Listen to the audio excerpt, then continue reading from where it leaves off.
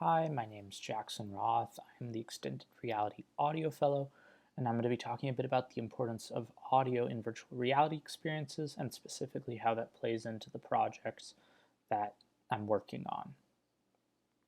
So, just a quick overview about sound and how we experience it. In the real world, sounds are all around us.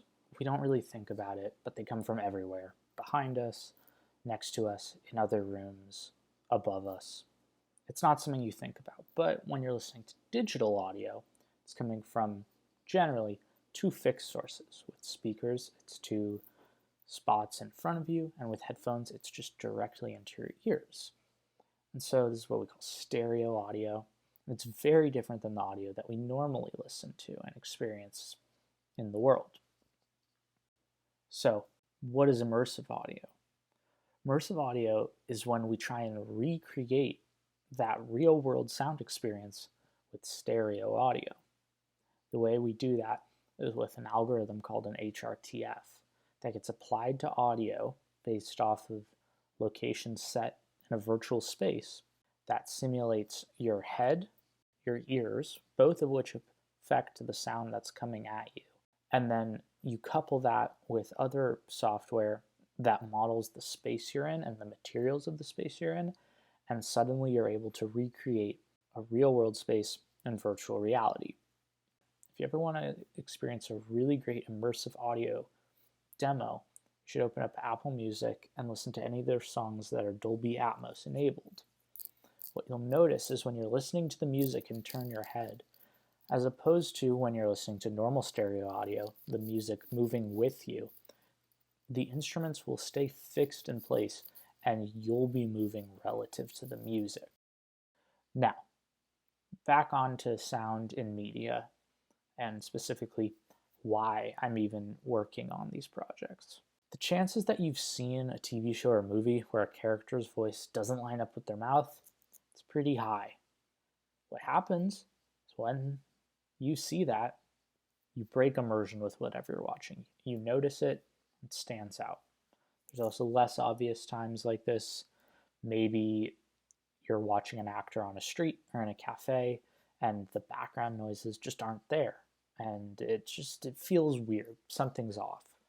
So all these small details with sound really add up and build an engaging experience for viewers.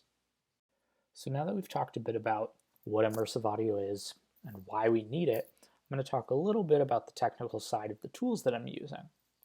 So for the first chunk of my fellowship, I researched 3 different tools by 3 different companies.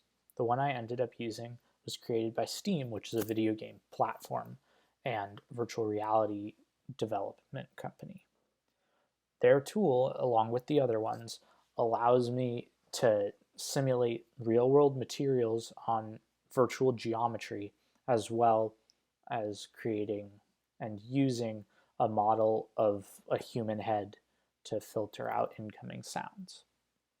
So in the Steam plugin that I used, the reason I chose it is because along with the features that you can find in the other ones, which are absorption, which basically means that when a sound passes through a virtual material, some of it goes away, and transmission, which measures how much of a sound should pass through a material, there's something called scattering.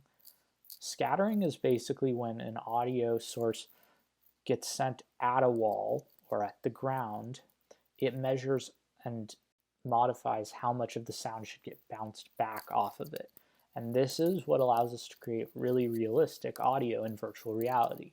So it's like if you talk into a church or a really large space, your voice is going to go into the space and hit walls really far away and then bounce back. It's called reverb, and it's what allows us to make it feel like you are in the space because all the sounds around you are interacting with the space you're in. So finally, what I've been working on. One of the main projects I've focused on is the virtual recreation of the university's Ford nuclear reactor. So basically what I've done is you'll see in these images, I've circled all of the audio sources that you can see. in these sections of the clip.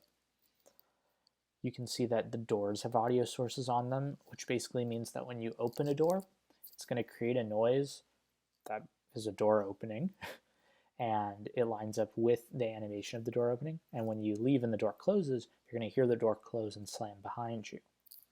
You'll also notice that in the control room, the control panel has an audio cue, which just basically, it's nothing major, but it's just a little bit of like machinery noises and mechanical noises to make it feel like it's alive and working. The same thing's happening on the Reactor platform at the bottom of that center image, where you can see that there's two audio cues, and those are on gearboxes that just lightly click. The thing is, you're only going to hear these if you're standing next to them, maybe even leaning down. But what they do is they all build up together and create a really immersive soundscape. So then if you look down at the bottom two images, on the left is a door that's behind you when you enter the experience. Now, there's nothing behind that door, but in the real world, there's probably a hallway back there. So what I did is I placed an audio cue outside that when it's coming through the door gets filtered, and as you're standing there, it's behind you. So it's nothing super loud or present, but it gives the feeling that there's people outside of this room that you're in, and you can hear them there.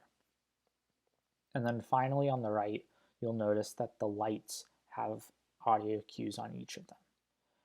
Now, every single light in this scene has an audio cue, and these are just faint hums that if you stuck your ear next to a fluorescent bulb, or honestly, you don't even have to stick your ear next to it. If you're just near it, you're going to hear a hum of electricity.